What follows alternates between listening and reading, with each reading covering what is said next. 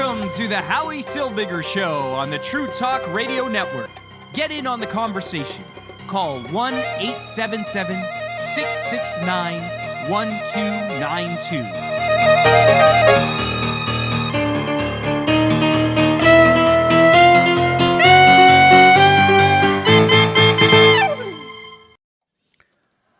I'm not a huge fan of hypocrisy. I never have been. I hate hypocrisy. I hate when there's a double standard, when there's a triple standard, when there's a quadruple standard. I just hate it. I can't stand it. And that's what we're seeing. And that's what we're continuously seeing when it comes to Jewish life and the taking of Jewish life. It's a double standard, it's a triple standard, it's a quadruple standard, and it's totally unacceptable. And I hate it. And I hate it to a point where it drives me crazy. It keeps me up at night because I hate it so much. It's crazy. So, if we take a look, on February 25th, 1994, Baruch Goldstein walked into a mosque and opened fire in a mosque and killed a whole lot of Arabs who were praying in a mosque. These Arabs that were praying, he sprayed a total of 140 rounds and 35 rounds per magazine, and he killed a whole lot of people. 29, he wounded 125. It was a massacre. And whether you agree with what Baruch Goldstein did or disagree with Baruch Goldstein did is irrelevant. The world rightfully went crazy. Right-wing settlers, as they called them in the media, were vilified. Everybody in the Jewish community around the world bent over backwards, apologizing and disassociating themselves with Baruch Goldstein and the act that he committed. The condemnations of Goldstein continued continuously. I remember in 1994, I was invited to be a guest on a radio show where I was debating somebody from the United Jewish Federation. I was just starting my career. And I was debating somebody from the United Jewish Federation. And I get on the radio with this guy. And this guy, he was a pompous British person who was really a pompous guy. And very, very, very full of himself. He says, and this is the exact quote. I think I have it on tape somewhere. I wish I could play it for you, but I don't have it handy. But the guy said, Judaism does not, the emphasis was there because he was British, Judaism does not allow for this kind of behavior. And therefore, what Baruch Goldstein did was contrary to Judaism. Now, I took exception to that. And the reason I did, I said, hey, listen, Judaism is what the rabbis define Judaism as and how you're raised believing in Judaism. So Baruch Goldstein was raised believing that murdering Arabs was a rightful revenge plot for the killing of Jews, and that was the Judaism that he was taught, and that was the Judaism that he believed in. Then who are you, I asked the guy, to say that this is not Judaism? To Baruch Goldstein, this was very Jewish. This was the most Jewish thing he could have done. The guy flipped out. And the next thing I know, I was banned from ever appearing on radio, ever talking to another United Jewish Appeal person, ever having them come onto my show, ever taking part in anything that United Jewish Appeal wanted. So they banned me for years. I wasn't allowed to take part in anything Federation wanted to do. Because I said that there might be a differing view of Judaism, and the Federation's view of Judaism isn't exactly what it appears to be. The reason I bring this up is not because I want to bash Federation. I really couldn't care less about them anymore. The reason I bring this up is because the Baruch Goldstein massacre is still brought up today. Arabs will still scream Baruch Goldstein at you. If you're arguing with Arabs about the Arab-Israel conflict, you're still going to get Baruch Goldstein screamed at you. Now, I implore anybody listening, and you could call in if you know the answer to this, call in. I implore anybody to tell me what was the name of the murderer that walked into a synagogue in Jerusalem a couple of weeks ago and killed 7 people. What was the name of the murderer who walked into a synagogue 2 years ago and killed a bunch of people. You don't know the name, do you? You don't know the name of the person. And I'm not saying we should glorify the names of murderers. This is not the argument I'm making. But isn't it amazing that the name Baruch Goldstein will just drip out of your mouth and just roll off your tongue? But not the names of Jew murderers? Of people who killed Jews in synagogues? Where's the world condemnations? The United Nations came out with a condemnation for the Baruch Goldstein massacre, but never said a word about Jews being killed in synagogues. What's the difference if a Jew is killed in a synagogue, or a Muslim is killed in a mosque, or a Christian is killed in a church? The idea that somebody is killed in a house of worship, in God's house, should be infuriating to everybody. Everybody should be really upset about this. Everybody should be screaming and yelling and condemning. Yet when it's Jews in a synagogue, nobody cares. Nobody gives a damn. And that makes me angry, because the hypocrisy and the double standard makes me extremely, extremely angry. As it should make you angry, as it should make the entire Jewish community angry, as it should make the entire world.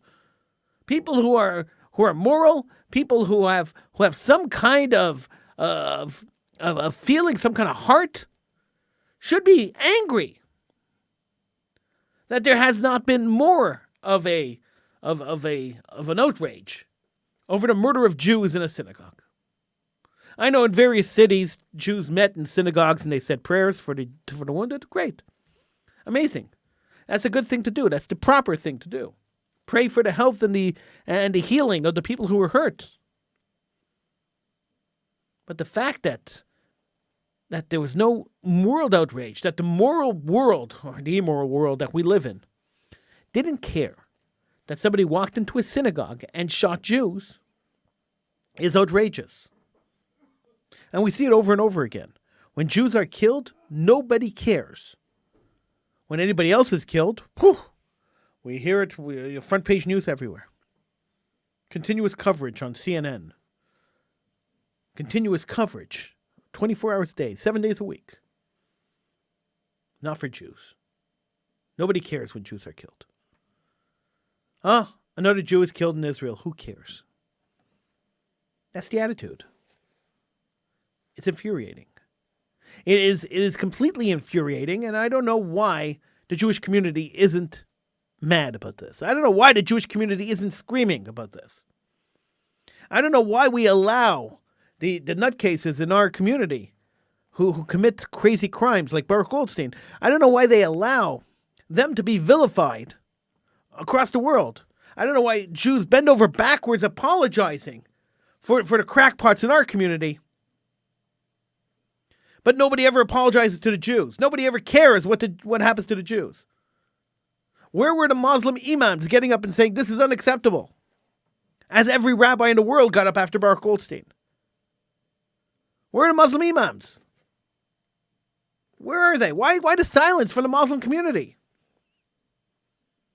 Now, I'm not saying all Muslims support terrorism. No, that's not true. And I'm not saying that all Muslims agree with people walking to synagogues and shooting people. That's not true either. But if you disagree with it, then you should be vocal about it. Then you should get up and say, I disagree with it. This is unacceptable. They don't represent us. This is not how our community raises our people. Yet all we hear is silence. Just silence. A Jew does something nefarious anywhere in the world. We hear screaming from the Jewish community, condemnations after condemnations after condemnations. A Jew gets killed by a Muslim? Nothing. Not a word. Silence. In my world, silence has always been acceptance. Silence has always been, okay, it happened. Nothing we could do about it. Apathy, silence. In my world, that's what it's always been. And for the last however many years I've been on the radio, this has always been the case. I once had an imam on the show. Years ago, I had an imam on the show. And I asked the imam, I said, hey, listen, when a Jew is killed, and when Muslims commit these kind of crimes, and Jews are killed, or somebody who's non-Muslim is killed, why doesn't the Muslim community get up and say anything? And his response was really eye-opening at the time. This was maybe 10 or 12 years ago. His response was really eye-opening. What he answered me was, Howie, we would love to, and I will say right here on your show that I condemn every act of violence committed by a Muslim, because that's not what Islam teaches us to do. But if we get out and condemn them publicly, they'll blow up our mosques. They'll kill our people. They'll kill us. So what he was saying, and I asked him a direct question. I said, so you're telling me that you are scared of the radicals in your religion? He says, definitely. They have proven that they could kill us, and they have proven that they will kill us if we speak up against them. So we don't. How outrageous is that? How crazy is that? That people aren't speaking up, people aren't condemning, people aren't distancing themselves like the Jews do, because they're afraid of being killed themselves. Now, could we be upset? Like, honestly, could we be upset with people who are afraid for their own lives so they don't do something? Could we be outraged at them that they don't stand up and they don't say what they should be saying and they don't do the condemnations that they should be doing? Is this something that we should care about? Is this something that we should take into consideration? Well, there has to be a certain amount of bravery involved. There has to be a certain amount of hey, listen, I understand the risk I'm taking, but the idea of us condemning this, the idea of us separating ourselves from the radicals who are committing these kind of crimes has to be higher than our own personal safety. I mean, imagine if Martin Luther King Jr. Cared about his personal safety more than he cared about the liberation of the blacks in southern United States. Imagine if anyone who put themselves last put themselves first instead. We'd have no progress in the world. There'd be no change. There would be no trailblazers. Everybody stays in their comfort zone. There's no trailblazers. And that's what we need. We need trailblazers. We need trailblazers in the Muslim community. We need people to get up and say this is not what Islam stands for. And I know it's not. But we need people to get up and say it. People in the Islamic community to get up and say it. It's easy for me, a Jewish guy, to sit here on my show and say, this is what Islam is. We're the Islamic people. Now, when they stay silent, the impression that's given to the world is that this kind of behavior is acceptable. It's that this kind of behavior is actually commendable. It's such a horrible message that you're sending. So when you send a message that this is acceptable and this is commendable, what you're literally saying is that you're not objecting to more people taking these kind of actions. That you're not objecting to the death of more Jews, to more attacks on synagogues, to more attacks on Jews praying to God. That's horrendous. It may not be the implication. It may not be the actual statement that you're saying. It may not be what you mean. But by not condemning it, by not standing against it, you're tactically condoning it. And that's the scariest thing in the world. Is that it's being condoned. Is that it's being embraced by the communities. So here we are. A couple of weeks after the massacre of Jews in the synagogue praying, yet again. It's happened a few times already. And I ask you the simple question. Who is the murderer? Do you know his name? And if the answer is no, then we have not been screaming loud enough. If the answer is no, then we have not been protesting loud enough. If the answer is no, then we have not been angry enough as a community. It's quite simple. And we see it over and over and over again. We see this kind of apathy, this kind of laid back, this kind of, okay, we accept the fact that we're going to be killed. We're Jews. We know that people hate us. We accept the fact that this is going to happen over and over and over again. This is something that continuously happens. And it shouldn't, yet we allow it to continuously happen.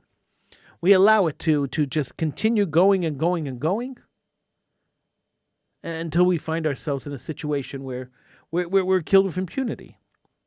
Where suddenly we've turned ourselves into subhumans.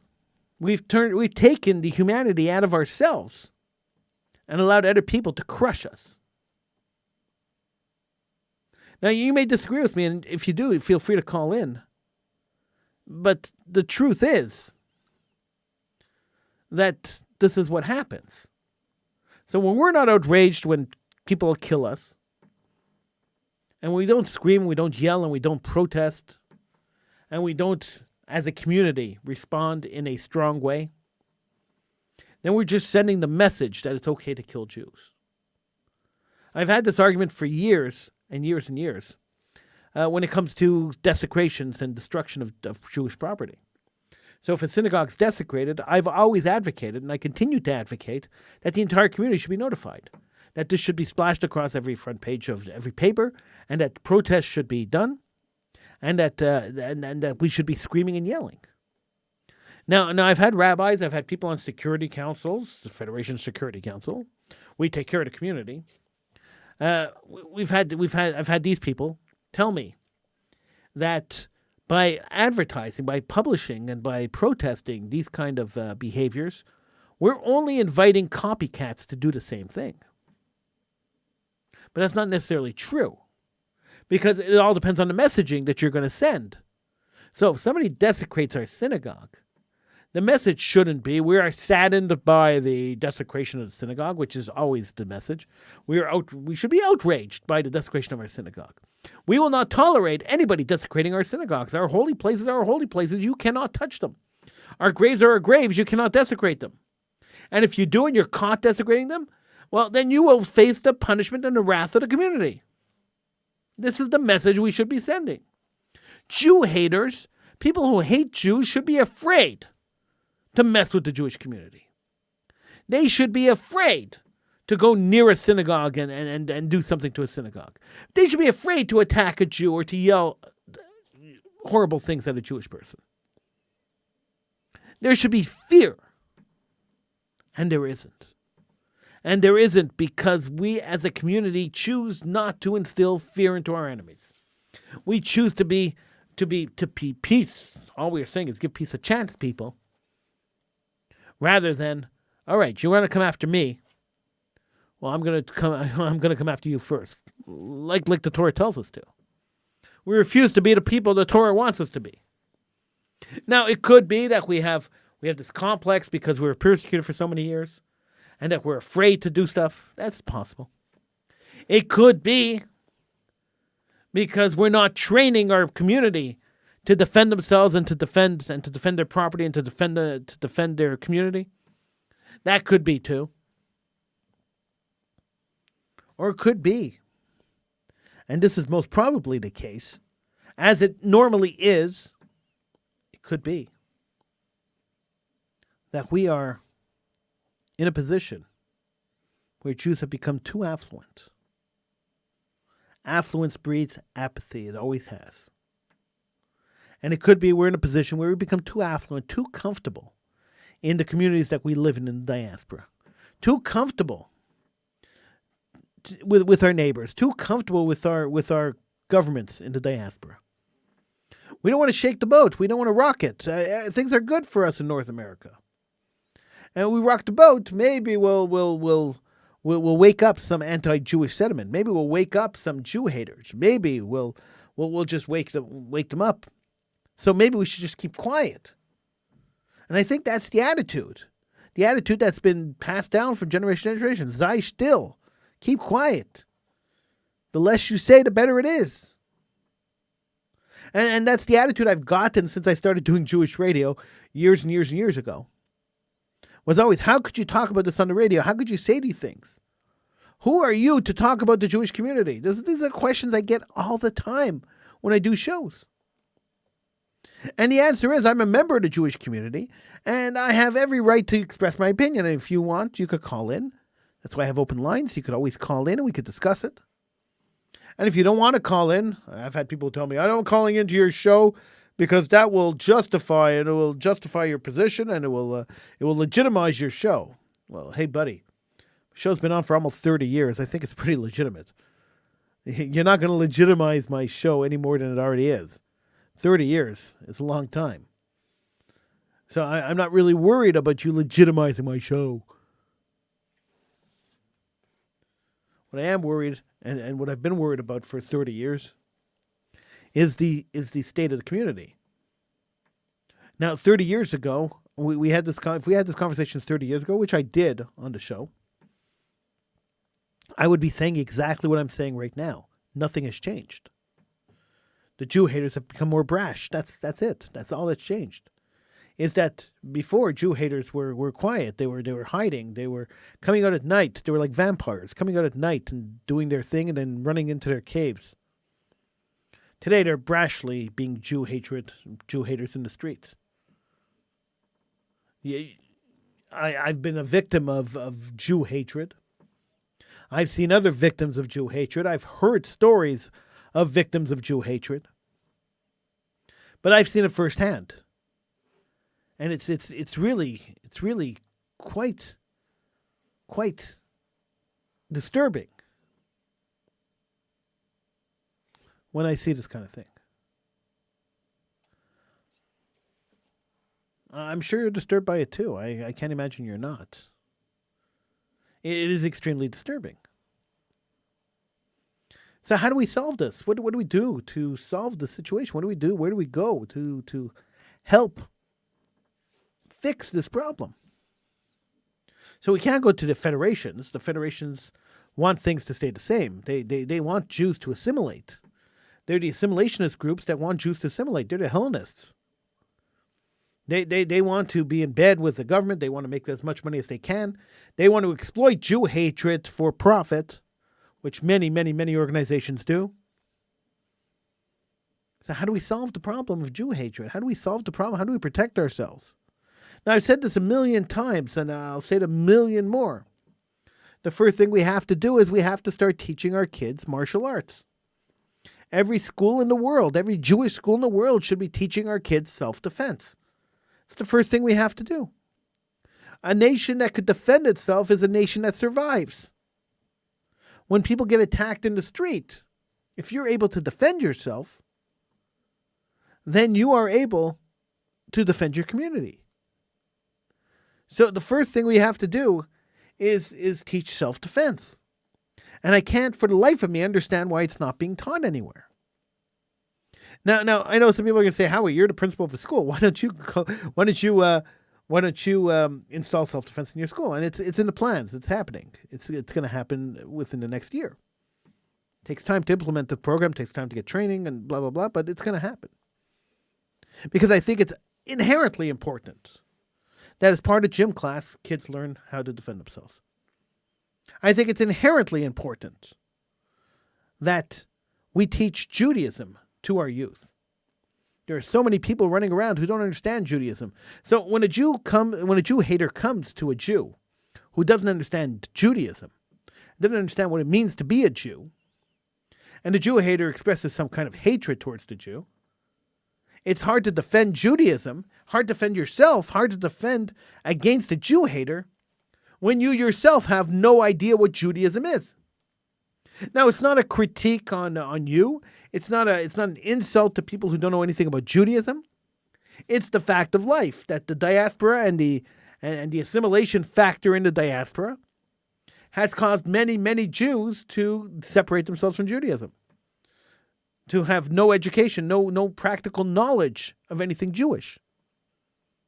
So we have to start educating people, aside from culture, what Judaism really is. It's more than bagel and cream cheese. It's more than lox. It's more than a knish. I know I keep going after food. It's more than lighting Hanukkah candles, although that's part of it. But we really have to start educating people on what Judaism is. The masses. We have to find a way to teach the masses to be proud Jews, to embrace the differences of Jews. We're not the same. Judaism is not the same as everyone else. We are different, and that was the whole point of Judaism. Trying to be the same is counterproductive. It is counter of what Judaism is. We can't be the same. And that's the honest truth. We can't be. Judaism is different. It's manufactured to be different. It was created to be different. It was designed as a different lifestyle. And until we understand that we are not the same as everyone else, that we are not North Americans, we are not people of North America. Until we understand that, we could never conquer the Jew hater. We have to understand the fundamental difference between a Jew hater and a Jew. If we can't do that, then we're seriously in deep trouble. If we can't do that, if we want to be like everyone else, if we want to just meld into society, if we want to be part of the great American melting pot, then why do we call ourselves Jews? Why do we hold on to this tradition? What is the point of being a Jew who's just like everyone else? It seems kind of pointless to me. Now, maybe you have a different idea. I don't know. Give me a call. But to me, it just seems kind of pointless to try to be a Jew who is like everyone else. Then what makes you special? Why are you a Jew? And it's a question I ask a lot of assimilated Jews. Most of the time, they call me a name and they walk away. But it's a question I ask a lot. If you are not going to do anything Jewish aside from eat bagels, then what makes you a Jew? And why would you want to be one? Because my mother was Jewish? Well, if you don't believe in Judaism, that doesn't apply to you. If you don't believe in Torah, that doesn't apply to you. It's amazing to me that when people tell me that just makes me laugh. I'm an atheist, but I'm Jewish. Why are you Jewish? How are you Jewish? You can't be Jewish and an atheist. It's impossible to be a Jewish atheist. The idea of Judaism is monotheism, which is belief in one God. If you are an atheist and you don't believe in any God, then you can't be Jewish. So you can't be a Jewish atheist. But my mother was Jewish, so I'm Jewish. Oh, okay, but that only applies if you believe in the Torah. If you don't believe in the Torah, that doesn't apply. Because that rule comes from the Torah. Oh. Whoa. Mind blown, right? This is what I'm talking about. If you don't understand Judaism, then you can't really fight against the Jew haters. If you don't understand that Judaism is not a religion of peace, but it's actually a religion of defending ourselves, of fighting, of conquering our neighbors, conquering our enemies, not our neighbors, our enemies, then it's hard to fight against Jew haters. Years ago, I had Mike Guzovsky. He was the director of Hanachai at the time. Now he runs a different organization. He was on the show years and years and years ago. And I asked Mike, I said, Mike, tell me, what do you do to Jew haters? And his answer still sits with me today. He says to me, listen, Howie, the only thing you could do to a Jew hater is crush him. You're not going to convince a Jew hater not to hate Jews. There's no way you can. You're not going to change the Jew hater's mind that Jews are suddenly good people, because that's impossible. It's not going to happen. So the Jew hater's sole goal is to destroy the Jewish community, is to destroy the Jew. Kill the Jew is what the Jew hater wants to do. And the only way to stop someone who wants to come and kill you is to crush them. Crush their heads. And no truer words have ever been spoken. He is 100% right. And until we realize that the only solution to Jew hatred is fighting back against it, and sometimes physically and sometimes verbally, that's the only solution. That's the only way to defend ourselves. Now, for 75 years, just about 75 years, the state of Israel has been fighting for their survival. Day in and day out, and day in and day out, they've been fighting for their survival. And they've been fighting against an internal enemy. They've been fighting against people who live in their land who are attacking them and killing their civilians. The only solution to that problem is the removal of those people from the land, is take back your land, is Okay, so the world will say, hey, what are you doing? You can't just expel 1 million people or 2 million people. And they're right. Where are they going to go? The world's not wrong that you can't just do it. So, separation. So that's what Israel started doing. They built a separation border. Here, you Arabs have your land and we have our land, and there's a wall between us. But then the Arab propagandists came out and said that's an apartheid fence.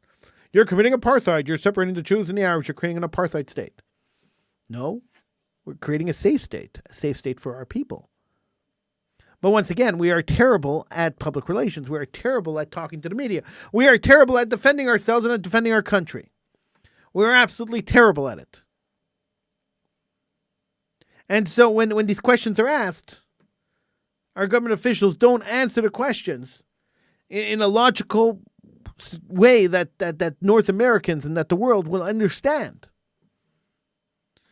When we put up that border wall, when Israel put up that border wall, it stopped 94% of terror attacks that were coming through the wall, through that area to Israel. 94% of terrorists stopped. How many lives is that? Now you could tell North American journalists that, we saved 1 million lives or 100,000 lives or whatever number it is. I don't know what the statistic is. We could say that, and we could make that claim, and we could prove that claim, and they wouldn't even care. They wouldn't care because Jewish life means nothing to them. A dead Jew means nothing. It's irrelevant. Who cares? We care because as Jews, we're connected to every other Jew in the world. And so we care when Jews are killed. But the rest of the world couldn't give a damn. Jewish blood is cheap and it's spilled all the time. For no condemnations, no nothing. I know this is how we started and this is how we're going to end it. It is totally, totally unacceptable. When Jews are mowed down in a synagogue and the world remains quiet, but Arabs are killed in a mosque and the world goes crazy, we know that there's a problem. This is a scary, sad, infuriating situation. And I'm hoping and I'm praying that one day we could settle this, that one day we could find that kind of solution, that one day the Jewish community could finally grow up and finally realize that staying quiet, that the whole let's stay quiet and forget about it attitude doesn't work. I'm hoping and praying that one day we will be able to stand up and say, we are Jews, we are proud, and we are defending ourselves, and we don't care what you have to say about us. Scud missiles were flying from Iraq into Israel, and Israel backed down over money. That should never, ever happen again. We showed never again. This is the mantra the Jewish community shouts over and over again. Never again are we going to allow ourselves to be oppressed. Never again are we going to allow people to come and destroy us. Never again are we going to sit back and be quiet when our people are under attack. Never again. But it's just words. All it is hyperbole. There's nothing more to it. There's no substance to it. Because every time we're attacked, every time something happens, we remain quiet. What happened to never again? Never again means teaching us, our community, how to defend themselves. Never again means that when a Jew is attacked, the world knows that there will be some kind of retaliation, there will be some kind of response, there will be some kind of consequence.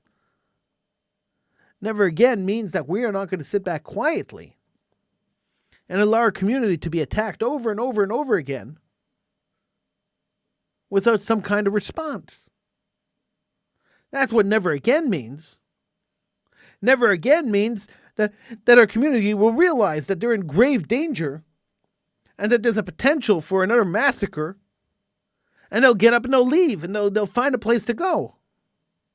Never again means that we will not allow governments to scapegoat the Jewish community, like the New York City government did during COVID, like the New York governor did and the New York mayor did. That's what never again means. So if we're going to chant never again, and we're going to chant it, and we're going to believe it, and we're going to mean it, well, then we got to follow through. If we don't follow through, then the words we chant are just empty. And if they're empty, that's fine. You want to chant empty slogans? That's fine. Because the world sees right through you. Because the world realizes it's empty. And this is why Jews keep getting attacked as they continue getting attacked. Because the world sees the emptiness. Because the world sees that the Jews are not willing to get up and defend themselves. The world sees that the Jews are still afraid. And we shouldn't be. And the fact that we are is extremely, extremely, extremely sad and scary. Howie Silbiger. Listen, I know I haven't been on in the last couple of weeks. It's been up and down. I've been wanting to get on and I haven't gotten on. And I apologize to those of you who enjoy the show, who follow the show every week. I apologize. I'm supposed to be on daily. But the situation has not allowed me to do that. I'm hoping that in the next little while, next few weeks, we'll get back on track. We'll be back on more often. This is my hope and this is my goal, to get back on and to do the show on a regular basis. I thank you all for sticking in and for checking in and for all the emails and the contact that you've given me on Facebook and on other social media platforms. I appreciate it. And I appreciate the concern. A lot of people have expressed a lot of concern over the fact that I haven't been on, and I appreciate that too. And I hope and I pray, and it looks kind of promising that in the next few weeks we'll start getting back to our regular schedule. We'll be back on more often, hopefully every night for the Howie Silbiger Show and every week for Political Hitman. And I'm really hoping that this happens. And I thank you for sticking in there and for listening and for caring enough to contact me and to ask me about the show. Thank you so much. I'm Howie Silbiger, and I bid you a good night, a good day. I don't know when you're listening to this, but good night and good day. And I'll see you next time right here. And take care.